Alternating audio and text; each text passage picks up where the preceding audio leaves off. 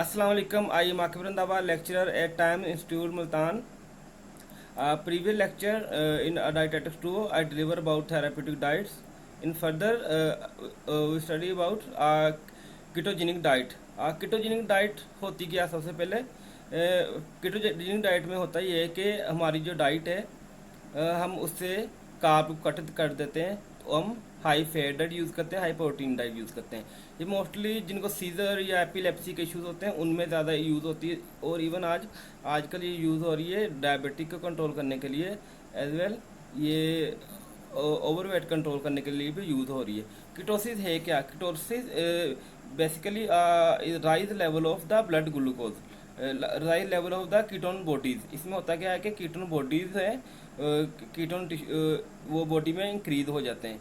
ठीक है, इसमें होता क्या है कि जो बॉडी के फैट सेल्स होते हैं या कीटोन्स होते हैं, जो ग्लूकोज को हम main source of fuel use कर रहे होते हैं, जब बॉडी में ग्लूकोज की डेफिशिएंसी हो जाती है तो हम जो अमाइनो एसिड्स हैं वो जो हम सोर्स ऑफ फ्यूल यूज़ करते हैं। जब अमाइनो एसिड की रिप्लेनिश हो जाती है तो depletion, after the depletion of the carbohydrates as well amino acid, then we use ketone bodies के जो कीटोन बॉडीज हैं, जो लीवर उससे कीटोन बॉडीज को यूज़ करता है for the source of fuel.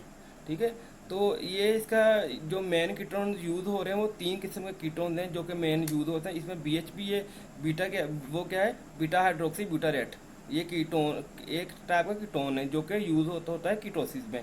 ठीक है, और दूसरा क्या है, इसमें ब्यूटारेट है और क्या है, एसीटोन है। ये 3 टाइप के क्या है कीटोन जो कि यूज़ होते हैं कीटोसिस में। ठीक है, इसका थ्रेशोल्ड लेवल है कि अगर 0.5 मिलीमोल पर लीटर से कम हो जाए BHB, जो बीटा हाइड्रोक्सी ब्यूटारेट है, तो उसमें क्या होता है कि वो थ्रेशोल्ड लेवल है कि इसके बाद हमें डाइट रिक्वायर्ड होती है जो कि हमारी बॉडी की फ्यूल लेवल कंप्लीट कर सके।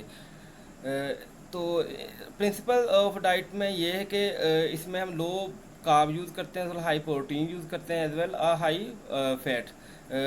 इसमें जो फैट हम यूज़ करते हैं mostly medium chain triglyceride base fat होता है। तो इसमें जो फ्लूइड रिक्वायरमेंट है 1 cc पर कैलोरी हम रिक्वायर्ड करते हैं। एडिक्वेसी इसमें यह है कि अब देखें कि हम जो विटामिन B ग्रुप है या C ग्रुप है उसके मेजर सोर्सेज क्या हैं, हमारे फ्रूट्स हैं या फिर हमारी सीरियल्स हैं। ठीक है, जब हम कार्ब को कट कर रहे हैं तो यहाँ पर क्या होगा, हमें एडिशनली उन्हें मल्टीविटामिन देने पड़ेंगे।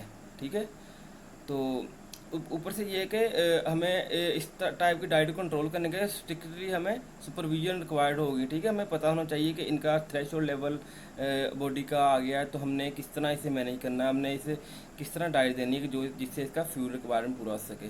ठीक है, इसमें होता क्या है, एपिलेप्सी में रिएक्शन हो जाता है due to high sugar intake. अब मेन इशू ये है कि हमारी डाइट का हम जो 50% कार्ब है वो यूज़ होता है एज अ सोर्स ऑफ जो ब्रेन के फंक्शन के लिए। ठीक है, जो हम कार्ब लेते हैं 50% कार्ब हमारे ब्रेन तक जाता है।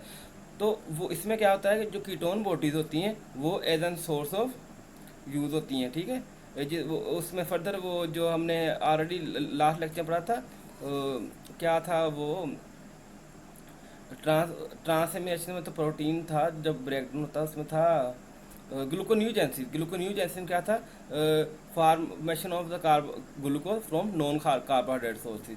तो वो जो होगा, जो नॉन कार्बोहाइड्रेट सोर्सेज क्या है, प्रोटीन या फैट्स, वो उससे जो हमें कार्ब मिलेंगे वो ब्रेन यूज़ करेगा। ठीक है, कि हमने उसे जो डाइट देनी है उसे हमने इसकी कंसिस्टेंसी इतनी रखनी है, उसकी हमने लेवल इतना रखना है कि हमारी ब्रेन रिक्वायरमेंट्स पूरी होती रहे। फूड अलो ये है कि जो कार्ब ग्रुप हैं उसके अलावा जितने फूड हमने लो करने हैं, अगर आप कार्ब इसमें यूज़ कर भी रहे हैं, वो मोस्टली कार्ब यूज़ करते हैं बीटा ग्लूकन जो होते हैं वो होते हैं whole fibre, whole carb use हमने इसमें करने हैं। ठीक है, इसमें क्या है, कैंडीज, उसके अलावा केक, सिरप्स, उसके अलावा च्यूइंग गम्स और cookies, Honey, ice cream, molasses, pastries, pudding, ये हमने शरबत हो गया, उसका शुगर स्वीटनर जितने भी हैं या इसके कोई भी अल्टरनेटिव भी हैं, सब्स्टिट्यूट्स हैं, वो हमने ओमिट कर दें डाइट में से। देन रिएक्टिव हाइपोग्लाइसीमिया, इसमें क्या होता है कि ग्लूकोज लेवल बॉडी का डिक्रीज हो जाता है। ठीक है, इशू क्या आता है इसमें, इशू ये आता है कि ग्लूकोज का अपटेक नहीं हो रहा होता, ग्लूकोज की सेंसिटिविटी लूज हो जाती है, ठीक है। कार्बोहाइड्रेट्स जो है उसकी सेंसिटिविटी लॉस हो जाती है कि उसको जो इंसुलिन है वो प्रॉपर कैरी नहीं कर पाता होता, उसमें ग्लूकोज का बर्डन होता है काफ़ी ज़्यादा ना। तो इसका मोस्टली ये उनमें होता है कि जिनमें जो इरेगुलर मील यूज़ कर रहे होते हैं, उनकी मील स्पेसिंग नहीं होती, मील टाइमिंग नहीं होती, ठीक है। अब देखें हमारी बॉडी में जितने हार्मोनल फंक्शन वर्क कर रहे हैं, उनका एक स्पेसिफिक टाइम है, उनको निकाला कि 3 घंटे बाद 4 घंटे बाद इन्होंने अपनी सिक्रीशन करनी होती है, ठीक है। अब क्या है कि आप इरेगुलर मील ले रहे हो तो आपका जितना भी मेटाबॉलिक सिस्टम है सारा डिस्टर्ब हो चुका है, ठीक। ये मोस्टली इसका रीज़न होता है। और मोस्टली जो जिसको डायबिटिक पेशेंट में भी हाइपोग्लाइसीमिया का इशू बनता है। पर फर्स्ट ऑफ पर्पस क्या है कि पर्पस और डाइट ये है कि हमने ऐसे डाइट प्रोवाइड करनी है जिससे हमें हाइपोग्लाइसीमिक जो सिम्टम है उसे रिकवर कर सकें। तो प्रिंसिपल ऑफ डाइट ये है कि रिएक्टिव इसमें क्या था, पोस्ट प्रेंडियल जो हमारा ब्लड ग्लूकोज है उससे हमने मेंटेन करना होता है कि हमें जो डाइट देनी है वो हमने स्मॉल मील में देनी है, इसमें फ्रीक्वेंट मील में देनी है कि स्मॉल बट फ्रीक्वेंट मील, कि हमने जो हम 3 टाइम में खा रहे हैं वो हमने 6 टाइम में खाना कट करके, ठीक है। उसके अलावा करंट जो अमेरिकन डाइट एसोसिएशन की रिकमेंडेशन है उनके अकॉर्डिंग ये है कि जो डाइट जो आप ले रहे हैं should be provide adequate calories based upon individual need, जो कि हमारी रिक्वायरमेंट्स है उसके अकॉर्डिंग उन्हें कंप्लीट उसकी होनी चाहिए रिक्वायरमेंट। सेकंड क्या है कि most frequent meal are usually 5 to 6 meal daily, कि लाइक अगर हम 1500 कैलोरी ले रहे हैं जो हमने 500 करके 3 टाइम ले रहे हैं, या हम सुबह का ब्रेकफास्ट स्किप कर देते हैं या लंच स्किप कर देते हैं, वही हम डिनर में 750 600 इवन 1000 कैलोरी ले लेते हैं, उससे क्या होता है आगे बॉडी पे बर्डन आएगा, ना तो ग्लूकोज प्रॉपर अपटेक होगा, ना फैट्स अपना प्रॉपर वर्क करेगा, वो सारा जो भी होगा वो आपको बॉडी में स्टोर हो जाएगा, एडिपोज टिश्यूज में स्टोर हो जाएगा, ठीक है। वो as a source of energy नहीं यूज़ होगा। इसमें फर्दर क्या है कि एक इसमें जो गाइडलाइंस ये हैं कि आपको प्रॉपर मील्स इसमें प्लेसिंग करनी चाहिए, प्रॉपर मील की फ्रीक्वेंसीज होनी चाहिए। उसके अलावा आप एक टाइम पे मिक्स मील यूज़ करना चाहिए, ये नहीं कि आप एक टाइम कार्ब यूज़ कर रहे हैं, एक टाइम प्रोटीन हाई यूज़ कर रहे हैं। आप जो डाइट यूज़ कर रहे हैं उसमें एडिक्वेट अमाउंट ऑफ कार्ब हो, एडिक्वेट अमाउंट ऑफ प्रोटीन हो। इसलिए एडीआर इसलिए जो ऑस्ट्रेलियन डाइट एसोसिएशन है या अमेरिकन डाइट एसोसिएशन है, उन्होंने कहा है कि आपने जो मेजर मील है उसमें फाइव कंपोनेंट्स हैं, जो जिसमें क्या है सीरियल्स हैं, फ्रूट्स हैं, वेजिटेबल्स हैं, मीट है, ये आपको लाजमी होने चाहिए। इसका मतलब ये है कि इससे क्या होगा कि आपके बॉडी में जो एंजाइम सक्रीट आउट होंगे, ठीक है, उनका स्पेसिफिक फंक्शन होगा, वो अपना टाइम पे प्रॉपर फंक्शन परफॉर्म करेंगे। और इससे क्या होगा कि कार्बोहाइड्रेट की सेंसिटिविटी कम होगी, कि हम बॉडी जो कार्ब अब्जॉर्ब होगा वो इतना नहीं होगा, जो हम एक टाइम पे कार्ब ले रहे हैं वो जल्दी अब्जॉर्ब होगा। जब हम मिक्स डाइट लेंगे तो जो कार्बोहाइड्रेट अब्जॉर्प्शन के सिम्टम, कार्बोहाइड्रेट अब्जॉर्प्शन डिले होगी, जिससे क्या होगा कि बॉडी पे बर्डन नहीं पड़ेगा।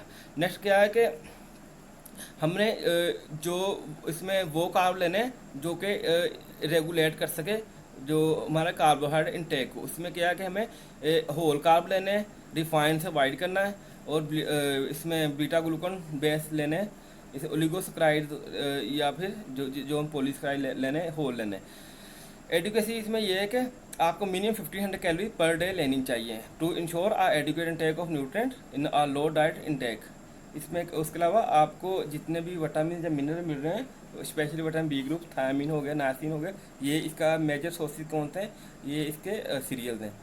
तो ये आपने कंप्लीट करना है। फूड अवॉइड क्या है, फूड अवॉइड क्या है कि जितने भी इसमें कम्प्लेक्स कार्ब, प्रोटीन, ये आपको मोस्टली लेने चाहिए। जितने भी रिफाइंड कार्ब हैं आपने उनसे प्रिवेंट करना है। तो रिफाइंड कार्ब जितने भी मोलेसिस, जेली, जितने भी ये आर्टिफिशियल स्वीटनर्स हैं, इससे हमने अवॉइड करना है। तो टू हार्ड डिले सिम्टम्स, इसमें क्या होता है, इसमें एचिंग स्टार्ट होने लग पड़ती है, इसके अलावा डिजीनेस होती है, स्वेटिंग होती है, वीकनेस, टायर्डनेस, कोई काम करने को दिल नहीं करता, इरिटेशन होने लग पड़ती है, ब्लड विजन होने लग पड़ती है।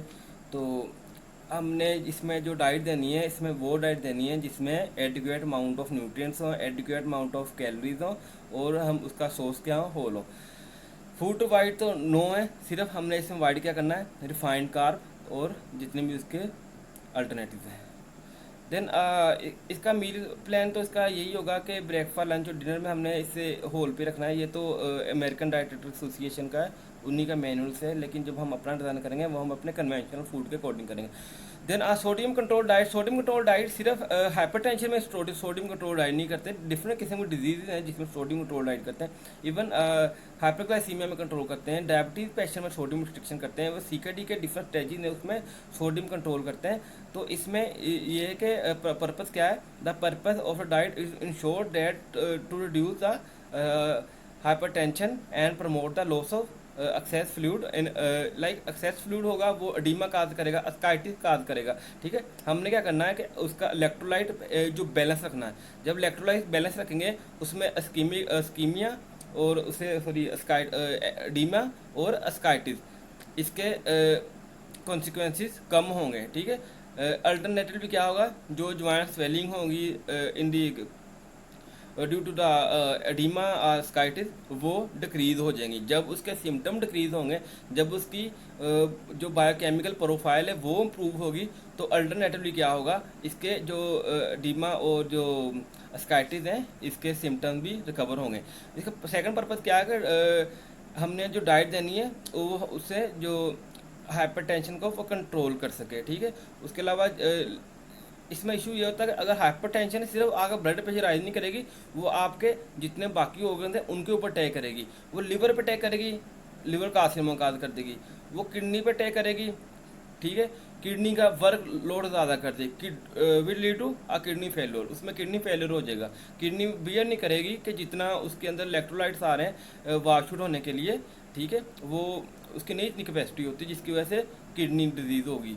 ठीक है, उसके अलावा ब्लड प्रेशर हाई होगा तो अल्टरनेटिवली क्या होगा, जो कार्डिक स्कीमिक हार्ट डिजीज़ का होगा ना, चाहे स्कीमिक हार्ट डिजीज़ हो सकती है। उसके अलावा इवन ब्रेन स्ट्रोक भी इसमें हो सकता है। जब अगर ब्लड प्रेशर ज़्यादा होना है तो एट्रियल प्रेशर ज़्यादा होगा। जब एट्रियल प्रेशर ज़्यादा होगा तो वहाँ पे क्या होगा, तो एट्रियल या वो उसे ब्रेक कर सकती हैं आर्टरी। देन इसमें रीनल डिजीज़, इसके अलावा क्रोनिक रेनल फेल्योर, इसका इसी के हमने जो डाइट देनी है कि हमने ऐसी डाइट देनी है कि जिससे हम इसके इश्यूज़ को कंट्रोल कर सकें। देन आप प्रिंसिपल क्या है कि प्रिंसिपल ये है कि हमने जो 2000 से 2500 जो मिलीग्राम सोडियम है वो डाइट में किस तरह कंट्रोल करना है। ठीक है, तो अगर तो वो सीवियर स्टेज पे तो हमने से 1500 तक ले आना है। और इसमें इनकी हमने बायोकेमिकल प्रोफाइल लाजमी देखनी है। जो वहाँ पे सोडियम की वैल्यू भी हमने उसी के अकॉर्डिंग हमने उसको हमने सोडियम इंटेक देना है। अगर तो वो किसी किडनी का पेशेंट है, किडनी की किसी स्टेज पर है तो वो हमने क्या करना है, या उसे अस्काइटिस है, उसे एडीमा है, तो और उसे फैटी लिवर सिंड्रोम है, तो हमने क्या करना है कि हमने उसकी बायोकेमिकल प्रोफाइल से सोडियम, पोटाशियम और फास्फोरस वो उनकी वैल्यू चेक करनी है। वो उनकी वैल्यू को हमने उसके कंपेयर करके उसके अकॉर्डिंग हमने उसका मील मैनेजमेंट करनी है। उसके अलावा हमने इसमें इशू ये है कि कुछ जितने भी रिफाइंड फूड्स हैं इनमें क्या होता है कि इनमें हिडन साल्ट्स बहुत ज़्यादा होते हैं। तो हमने जब हम ग्रोसरी स्टोर से हम परचेज कर रहे होते हैं तो हमने उनके लेबल उन्हें लाजमी रीड करना है। ठीक है, हमें आइडिया हो जाएगा कि इसमें कितना इसमें साल्ट है। एडुकेशन ये है कि जो RDA रिक्वायरमेंट उसे वो पूरा करे। तो इसके देन आप मेन्यू प्लान तो हम अपने अकॉर्डिंग इसे डिज़ाइन करेंगे। देन रेनल फेलियर में क्या होता है कि 4 चीज़ें कॉम्प्रोमाइज होती हैं बहुत ज़्यादा। एक तो प्रोटीन लेवल, दूसरा इलेक्ट्रोलाइट लेवल। इलेक्ट्रोलाइट लेवल में क्या होता है, sodium, potassium, phosphorus as well as sodium, potassium, phosphorus. ये इसमें अबनॉर्मेलिटीज़ आती हैं इनमें ना, तो एलिवेट कर जाती है मोस्टली कि हमने जो इन्हें डाइट देनी है वो इन 4 चीज़ों को हम कंट्रोल कर लें तो हम इवन के हम डायलिसिस है उसको हम डिले कर सकते हैं। कि अगर हमने ये थ्रू आर डाइटरी रिस्ट्रिक्शंस अगर हमने इनकी प्रोटीन, इनकी फास्फोरस, इनकी इसके अलावा सोडियम, ठीक है, और पोटाशियम अगर हमने इसे रेगुलेट कर लिया तो हम इसके किडनी फेलियर के सिम्टम्स को रिकवर भी कर सकते हैं। हम उनका ग्लोमेरुलर फिल्ट्रेशन रेट भी इम्प्रूव कर सकते हैं। और हम क्या कर सकते हैं, और हम इससे इनकी जो डायलिसिस का है वो पीरियड हम डिले कर सकते हैं। द पर्पज़ क्या है कि हमने रेनल फंक्शन को इम्प्रूव करना है, ठीक है, और क्या है कि इनके सिम्टम्स को डिले करना है, ठीक है, और जितने इलेक्ट्रोलाइट्स हैं उन्हें हमने बैलेंस रखना है। तो डाइटरी प्रिंसिपल इसमें यह है कि the nutrient management of the individual with the renal failure on intake of protein, sodium, phosphorus and fluid, के हमने इनके ये चार चीज़ें हैं, इनको हमने मेंटेन रखना है, सोडियम, पोटाशियम और एज वेल एज फ्लूइड। इसमें एडिमा होगा, इसमें स्काइटिस भी होगा। तो क्या होगा कि हमने जो इसकी रिक्वायरमेंट्स है थ्रू डाइटरी रिक्वायरमेंट्स है वो हमें इतने लेवल पे रिस्ट्रिक्ट कर देनी है जिसकी वजह से उनके जितने भी केमिकल प्रोफाइल है वो डिस्टर्ब ना हो, वो एक एवरेज अमाउंट में रहे, ठीक है। इसमें एडुकेसी इसमें क्या है कि हमने इसमें डाइटरी लॉस को देखना है सबसे पहले कि प्रोटीन आपको 0.8 जो है ग्राम पर किलोग्राम बॉडी वेट देनी होगी इसमें, लेकिन हम प्रोटीन का सोर्स ही हाई बायोलॉजिकल वैल्यू प्रोटीन रखेंगे, क्योंकि अगर हम लो रखेंगे उसके उतना ही ज़्यादा बर्डन पड़ेगा किडनी पे, ठीक है, उतना ही ज़्यादा किडनी को वर्क करना पड़ेगा उसके ऊपर। इसलिए हम इसमें हाई बायोलॉजिकल वैल्यू रखते हैं प्रोटीन, और हम इसे सीरियस कंडीशन में ले जाते हैं। हम इसे जो जिस तरह पेप्टामेन है, रिसोर्स ऑप्टिमम है, बेनी प्रोटीन है, ये क्या है जो फार्मूला प्रोटीन है उस पे ले जाते हैं, क्योंकि उनमें ब्रांच एंड अमीनो एसिड होते हैं जो कि प्रोटीन है, वो हमें रेडली यूज़ होंगे, बर्डन कम होगा। उसमें मीडियम चेन ट्राइग्लिसराइड्स होंगे, ठीक है, फैट्स हैं वो भी क्या होंगे, रेडली यूज़ होंगे, और इसमें आइसो फॉर्म में कार्ब होंगे। तो दूसरा क्या है कि हमने ड्यू टू इलेक्ट्रोलाइट इम्बैलेंस इनमें होता क्या है, इसमें सोडियम उसमें जो मल्टीविटामिन हैं, सही विटामिन हैं या मिनरल्स हैं, वो उनमें डेफिशिएंसीज आ जाती हैं। तो हमने क्या करना है, उनको उसके साथ साथ कुछ ऐसे विटामिन भी ऐड करते रहना है कि जिसकी वजह से जो उनका रिप्लेनिश हुआ है, जो डिप्लीटेड हुए हैं ड्यू टू इलेक्ट्रोलाइट इम्बैलेंस, वो उसमें कंप्लीट होते रहें, ठीक है। उसके अलावा इनमें क्या होता है कि हीमोडायलिसिस में और पेरिटोनियल डायलिसिस में, पेरिटोनियल डायलिसिस क्या है कि यहाँ पर तो कोई ऐसी तकनीक नहीं यूज़ की जा रही। जो वेस्टर्न कंट्रीज़ हैं, स्पेशल अमेरिका में क्या है कि अगर किसी को 30% या 40%, 20% इस रेंज में अगर उनको आइडिया हो गया या उन्हें पता चल गया और उन्हें सिम्टम शो हुए कि उनमें किडनी के इश्यूज आ रहे हैं, तो वो क्या करते हैं, थ्रू उन्होंने अपने अपरेटस रखे होते हैं घरों में ही, तो उन्हें घरों में ही उस अपरेटस के थ्रू वो खुद ही मैनुअली वो अपना जो पेरिटोनियल कैविटी जो है, पेरिटोनियल के थ्रू एब्डोमेन रीजन में, तो उसमें वो लगाते हैं, तो वो जितना भी वाटर कॉम्बुलेट होता है, ठीक है, जो डायाफ्राम की साइड पे, उसे वो बॉडी से ड्रॉप आउट कर लेते हैं, निकाल लेते हैं। लेकिन हमारे यहाँ पर क्या है कि जब 70-80% इशू बनना है किडनी का, तभी जाकर डायग्नोज होना है। उस टाइम जो है ग्लोमेरुलर फिल्ट्रेशन रेट 80% तक कंप्रोमाइज़ कर चुका होता है, जिसकी वजह से क्या होता है कि हमें उन्हें रिकवर करना बड़ा मुश्किल होता है। कि हमारे पाकिस्तान में भी इतनी अच्छी स्ट्रेटजीज नहीं है, इतनी ज़्यादा हेल्थ पे नहीं फोकस किया जा रहा, क्योंकि हमारा सारा फोकस तो किसी और चीज़ों पर होता है, कि सारा फोकस तो हमारा नहीं है। हेल्थ का हमारा बजट कितना है, कोई बजट नहीं हेल्थ का, ना एजुकेशन का, क्योंकि हमारे और बड़े कामों में बजट यूज़ हो रहे हैं। तो ये तो खैर मैं कुछ नहीं कहूँगा इसके बारे में, कि इसमें यह है कि हमारे हेल्थ को इतना स्टैंडर्डाइज नहीं किया गया कि अगर 20% 30% किडनी का इशू बनता है, हम उसे एट अ टाइम रिकवर कर सकें थ्रू हेमोडायलिसिस, ठीक है। तो हमने इसके अलावा क्या होता है कि इसमें वाटर सोलुबल जो प्रोटीन जो इस वाटर सोलुबल विटामिन है, स्पेशली थायमिन है, फोलिक एसिड है, साइलोकोबालामिन है और राइबोफ्लोक्सिन है, ठीक है। इनमें होता क्या है कि ये इसमें लो हो जाती है इनकी वैल्यू, उसके हमें डाइट में ये भी ऐड करने होते हैं। फूड अवॉइड क्या है कि इसमें कि हमने इसमें वो फूड अवॉइड करने हैं जिसमें high protein, high sodium, high phosphorus, high potassium हो। तो फूड इसमें फूड अवॉइड क्या है कि बेस्ड ऑन इंडिविजुअल रिक्वायरमेंट्स है, उनकी ब्लड प्रोफाइल देखते हुए हमने फूड अवॉइड करना। हमने मेन टारगेट इसमें रखना है कि हमने इसे जो डाइट दे रहे हैं उसके अंदर ना तो उसमें प्रोटीन ज़्यादा हो, ना उसमें फास्फोरस ज़्यादा हो, ना उसमें पोटाशियम ज़्यादा हो, ठीक है। उसमें एक एडुकेट अमाउंट में हो, कि लिमिटेड अमाउंट में हो ये सारी चीज़ें, कि लाइक अगर आप मिल्क भी दे रहे हो, आपको देखना होगा आप मिल्क कौन सी वैरायटी दे रहे हो, तो उसमें इनकी अमाउंट्स कितनी है, ठीक है। बाकी ये कि न्यूट्रिशन में प्रोटीन, कार्बो, इसमें कैलोरी, सोडियम, पोटाशियम, इन चीज़ों का ख्याल रखना पड़ता है, ठीक है। ये मैंने डाटा लिया है जो अमेरिकन डाइटेट एसोसिएशन का मैनुअल है उससे। उसमें ये है कि अगर कोई परी स्टेज में रेनल डिजीज़ के, ये उसकी रिक्वायरमेंट लिखी हुई है, उसमें प्रोटीन रिक्वायरमेंट कितनी होनी चाहिए, उसमें कैलोरी रिक्वायरमेंट कितनी होनी चाहिए, उसमें फास्फोरस कितनी होनी चाहिए, उसमें लिक्विड कितना होना चाहिए, उसमें इसके अलावा अगर हीमोडायलिसिस है उसके अंदर कितनी होनी चाहिए अकॉर्डिंग टू डियर सेवेरिटी। ठीक है, उसी के अकॉर्डिंग है कि उसमें लाइक अगर हीमोडायलिसिस है उसमें यूरिन इंटेक कितना होना चाहिए, उसमें सॉरी उसमें फ्लूइड इंटेक कितना होना चाहिए, जितना हमारा यूरिन आउटपुट होगा प्लस 500 ml। ठीक है, उतना हमारा होना चाहिए फ्लूइड रिक्वायरमेंट। सोडियम लेवल कितना होना चाहिए उसमें, इसका सोडियम लेवल कितना होना चाहिए, सोडियम लेवल को हमने उसकी ब्लड प्रोफाइल लेवल से देखना है। कैल्शियम लेवल कितना होना चाहिए, जो इसका सीरम कैल्शियम टेस्ट होंगे उसकी बेस पे हमने इनका मेजर करना है। ठीक है, देन आप पेरिटोनियल डायलिसिस में ये तो 20-30% जब इश्यूज होते हैं तो पेरिटोनियल डायलिसिस पे लग जाती है, उसकी आगे रिक्वायरमेंट मेंशन है।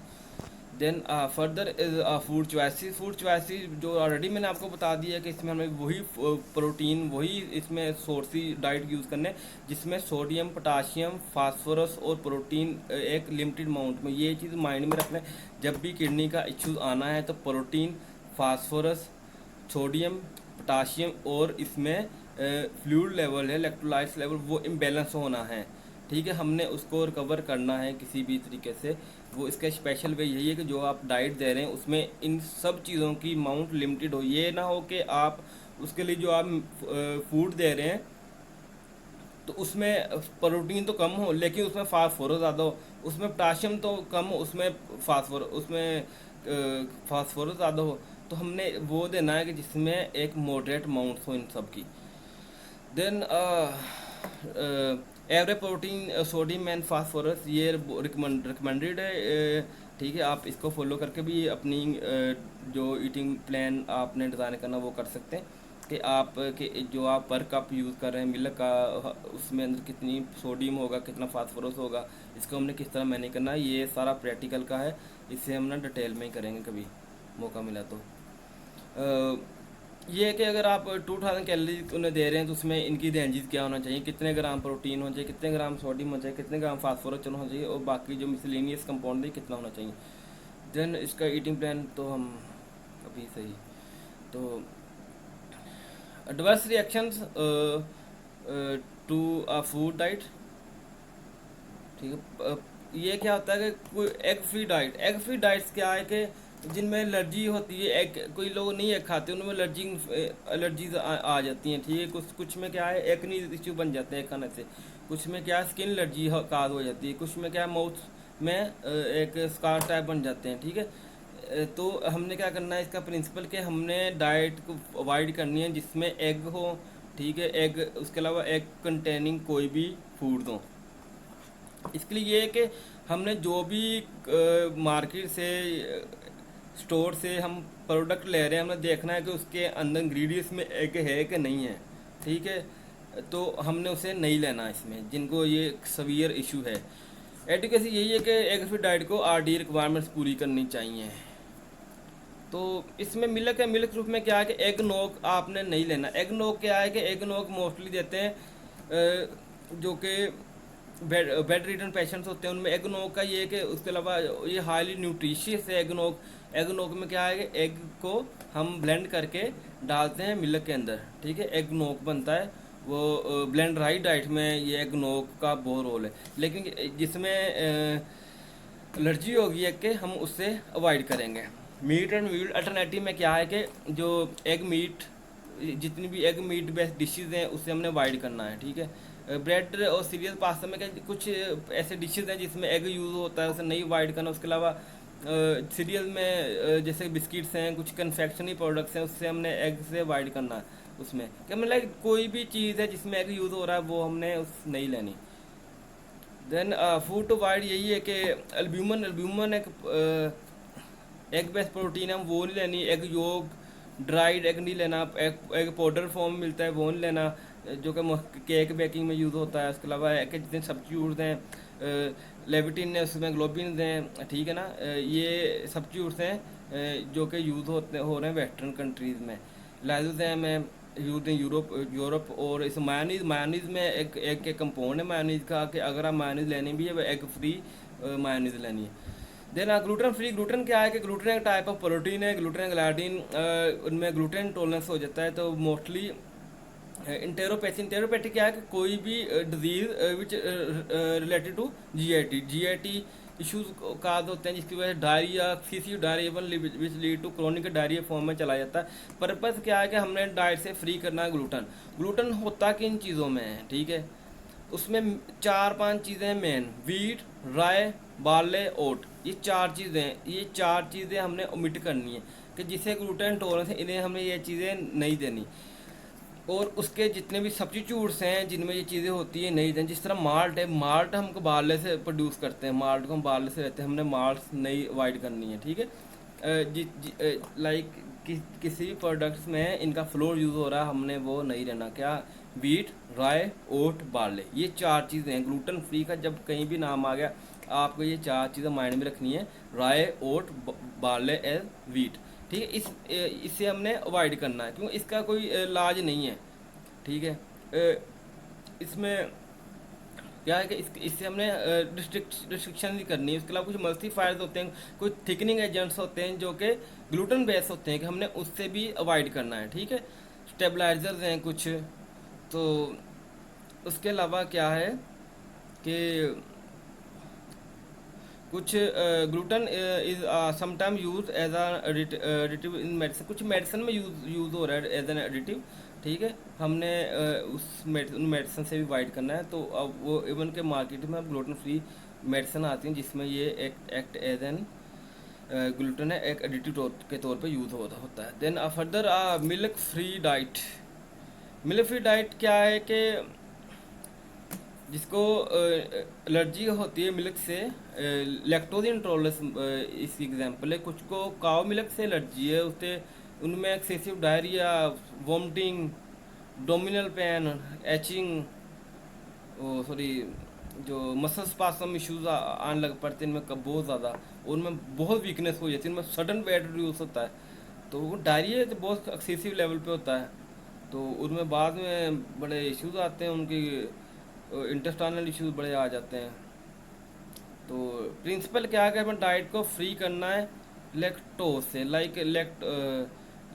लैक्टोज क्या है, एक प्रोटीन है, ठीक है, मिल्क बेस। इसके अलावा कुछ को काव से मिल्क से होती है, उनका हमने काव मिल्क अवॉइड करना है। जितनी प्रोडक्ट में काव मिल्क यूज़ हो रहा है हमने उनसे अवॉइड करना है। कुछ चीज़, बटर मिल्क जो भी हमने उनसे अवॉइड करना है। कुछ में ये है कि सॉरी कि इसमें योगर्ट से कई लोगों को नहीं एलर्जी होती, तो हमने एक बार ट्राई करके देख लेना, अगर वो योगर्ट उसे एक्सेप्टेबल है तो हमने योगर्ट देना है, तो हमने योगर्ट भी इमिट करना है इसमें।